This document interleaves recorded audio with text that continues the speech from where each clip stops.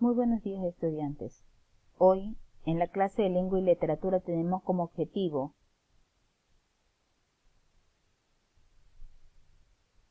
generar en los estudiantes recordatorios de temas del ciclo anterior a través de las clases dinámicas.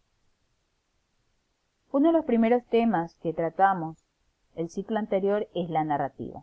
¿Y qué es la narrativa? Nos dice que es un género literario en la que un narrador cuenta los hechos sucedidos a unos personajes. Esta pequeña línea, este pequeño concepto nos define que hay dos hechos importantes, personajes y un narrador. Ya tenemos dos elementos importantes dentro de la narración. Y nos dice que dentro de sus elementos vamos a encontrar, la imagen nos los dice. ¿Qué es lo primero que encontramos? Aparte de los niños que están sentados ahí, a una persona que está haciendo el papel de narrador. Y si ustedes ven un poco más arriba, observan la imagen, se ven como unos ambientes, pequeños elementos. Esta es la ambientación donde se produce la narración. Vamos a ver, entonces decimos que el primero, uno de sus elementos es el narrador. Luego tenemos los personajes de esa narración. Y por último, tenemos su ambientación, el lugar donde se realiza todo ese desarrollo de esa narración, de ese relato. Recuerden, ¿no?, que una de las importancias de este tipo de narraciones es que siempre vamos a encontrar un lugar donde se desarrolla. Si vamos a hablar de un personaje o de varios personajes, pero si nosotros no podemos imaginarnos, no podemos tener por lo menos una pequeña descripción del lugar donde se está realizando el desarrollo de esta historia, no tendríamos cómo imaginarnos y creeríamos que cualquier lugar sería el adecuado para esta narración. En cambio, si lo relata en ese momento el que está haciendo de papel de narrador, nos va a indicar inclusive cómo es el énfasis que le pone a esta narración permite que el ser humano, en este caso el que está escuchando, en este caso el receptor, pueda apreciar este tipo de relatos. Entonces tenemos el narrador, los personajes y la ambientación. Recuerden, estudiantes, que todos estos temas son para su prueba de diagnóstico. Muy bien, ¿y cuál es su estructura? La estructura es una introducción, como su palabra mismo le indica, introduce, inicia, da un pequeño preámbulo antes de qué, del nudo, donde se realiza toda la trama de esa historia, donde están sin saber aún cuál va a ser el final, porque ahí viene la tercera parte de esta estructura narrativa, que es el desenlace, donde todo se sabe, cómo se dio, por qué se dieron las cosas de esa manera, quién era el malo, por qué lo hizo, cuál era su objetivo. Entonces, en el desenlace sabemos cómo termina la historia que ha sido narrada. Entonces, ¿cuál es su estructura? Introducción, nudo y desenlace.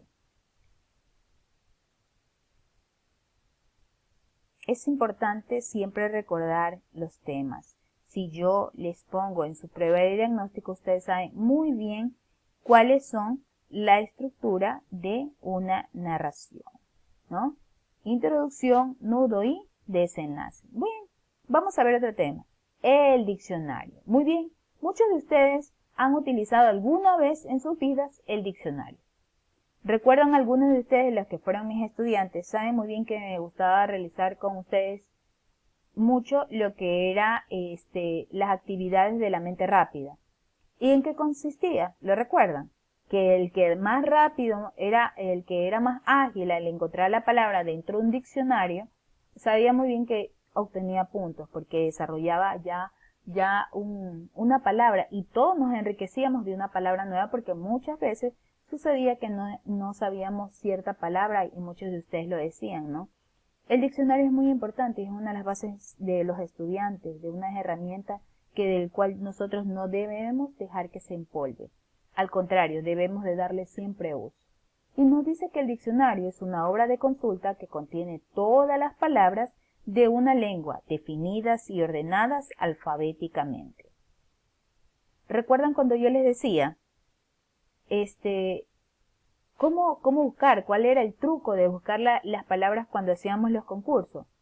Si se supone que nos dice que está alfabéticamente, ¿cuál va a ser la primera letra del alfabeto? Siempre ha sido y lo hemos estudiado desde la escuela. La A. ¿Y cuál es su última palabra? La Z.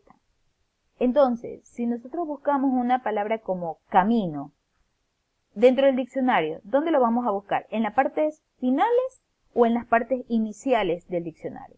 En las partes iniciales. ¿Por qué? Porque camino, su primera letra de la palabra es la C. Y la C es la tercera en posición en cuanto a el alfabeto. ¿Y cuál es su estructura? La estructura de un diccionario es el siguiente. Se dice que la primera palabra en el extremo superior inicia la primera palabra de la página. Quiere decir que esa palabra que se encuentra en la parte superior dentro de su pantalla, diríamos a mano izquierda, en la parte superior, ahí mismo es la primera palabra que inicia toda y de ahí continúan las demás palabras. Y si hablamos de la otra parte, diríamos a su mano derecha, estamos hablando que esa palabra que inicia a su mano derecha en el diccionario, y en este momento vemos en la pantalla, es aquella que se encuentra al final. En ese caso, al final de todas las palabras que vamos a encontrar en esa hoja del diccionario. Nos dice que siempre tiene artículos, tiene sinónimos, además tiene, en algunos casos, tiene inclusive las abreviaturas y por ende tiene la definición de la palabra que estamos buscando. El uso del diccionario siempre, nunca debemos olvidar que tiene un orden. Busquémoslo por orden, ya sabemos que las primeras letras del alfabeto están en las primeras páginas, obviamente. Entonces, ya no tenemos que buscar una letra C, una letra como capaz, ¿no? Esa palabra no la vamos a buscar en la Z, jamás. ¿Por qué? Porque nos dice que el diccionario es ordenado, tiene un orden, es de manera alfabética y tiene sus palabras guía, de la cual usted va bien, ya, camino a cruzar, hay mucha diferencia. Entonces, tenemos que seguir buscando. Por ello son las palabras guía, las que ustedes les van a guiar de donde más o menos se encuentran ustedes ubicados para seguir buscando la palabra. Muchos de ustedes lo hacían muy bien el año pasado cuando hacíamos este tipo de actividades de la mente más ágil. Bueno, en sus pantallas se encuentra proyectado una imagen. ¿Y qué es imagen? ¿A qué les recuerda? ¿Ah? Sí, así es, a los signos de puntuación. El uno dice, stop, soy un punto. Puede ser un punto seguido, un punto aparte o un punto final. También el punto tiene 3 puntos suspensivos. Cuando uno dice un momento y da unos 3 puntos suspensivos y luego continúa. O cuando dice continuará. ¿Sí han visto en las películas o en las series cuando le sale continuará y le ponen 3 puntos suspensivos porque lo dejan para otro momento porque va a haber una continuación, pero no en ese preciso momento? Dice la coma, soy una coma, respira. ¿Me usas por favor? ¿Sabes quiénes somos? Somos los signos de interrogación. Respira y espera. Soy un punto y coma. Bien, ahora te explico. Somos 2 puntos. ¿Qué nos quiere decir? ¿Recuerdan? Cuando decíamos, en este momento decía, vamos a realizar la descripción de 2 puntos. A veces decíamos 2 puntos seguidos o 2 puntos aparte y comenzaba la descripción. Las características de este alimento son, ¿cómo se llama? 2 puntos y continuamos. Y vamos mencionando uno a uno, pero de manera pausada y cumplíamos y manteníamos la función y utilizábamos prácticamente la coma, que en este caso también es un signo de puntuación y nos está diciendo que la coma nos permite ¿qué? Respirar entre palabra y palabra. Muy bien, dice que la función de cada uno de ellos. Sigamos. Los signos de puntuación deben tener un uso correcto. Ellos, junto a la gramática y la ortografía, son recursos esenciales para que pueda obtener una comprensión clara en el párrafo.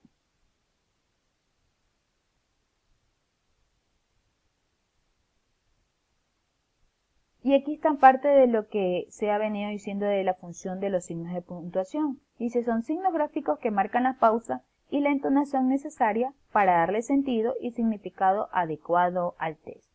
Y los más usados son los signos de exclamación, los puntos suspensivos, el punto, comillas, coma, dos puntos, signo de interrogación, punto y coma. Vamos a mencionar dos de ellos nada más. Los más usados, que en este caso en algún momento han utilizado las comillas, que nos dice, ¿recuerdan cuando hacíamos las citas textuales? ¿Qué decía? Que cuando tenía menos de 40 palabras se iba con comillas. Y aquí lo dice, al principio y al final de una cita textual es cuando se utiliza ¿qué cosa? Las comillas, el signo de puntuación, las comillas, entre comillas, más conocidas. Y los signos de interrogación también son expresiones interrogativas. El punto y la coma para la separación de oraciones largas en las que hay comas incluidas. ¿Recuerdan cuando teníamos las oraciones compuestas? Y yo que les decía que se unían a través de un punto y una coma o de una coma porque eran dos oraciones en una sola. Y por ello le llamamos oraciones compuestas. Muy bien, la actividad de clase es la siguiente. Ustedes la van a realizar para que ya vayan familiarizándose, recordando, ya acoplándose, ambientándose a su nuevo año de clases. Bien, dice, tienen aquí una lectura. Esta lectura no tiene en este momento los signos de puntuación. Ustedes lo van a buscar y luego me dirán cuál es en sí lo que nos quiere dar como mensaje de esta lectura. Recuerde que a mí siempre me ha gustado que ustedes lean e interpreten lo que han leído y escuchar siempre su criterio personal, su opinión. Me gusta mucho que ustedes puedan fluir en cuanto a sus palabras y en cuanto a lo que nos quieren decir cada una de las cosas que nosotros hemos ido leyendo, ¿no? Y para recordar, no se olviden que estos temas que hemos tratado los he dejado como preguntitas al final para su prueba de diagnóstico. Dice, ¿a qué se denomina narrativa? ¿Cuál es la estructura de la narración? ¿Cuáles son los elementos de la narración? ¿Cuál es la estructura del diccionario?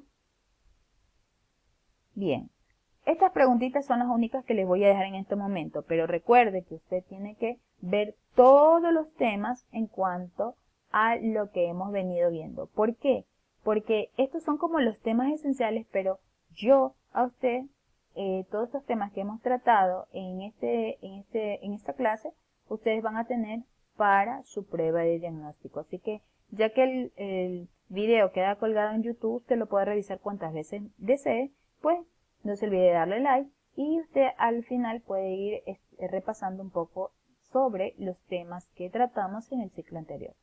Recuerde que todo el repaso que hacemos al final se realiza la prueba de diagnóstico. Después de la siguiente clase que tenemos, en la siguiente semana tendríamos ya la prueba de diagnóstico. Yo igual les indico al momento que nos veamos nuevamente en nuestras clases y les comunico cuándo va a ser, cómo vamos a realizar el proceso de la prueba de diagnóstico de manera virtual.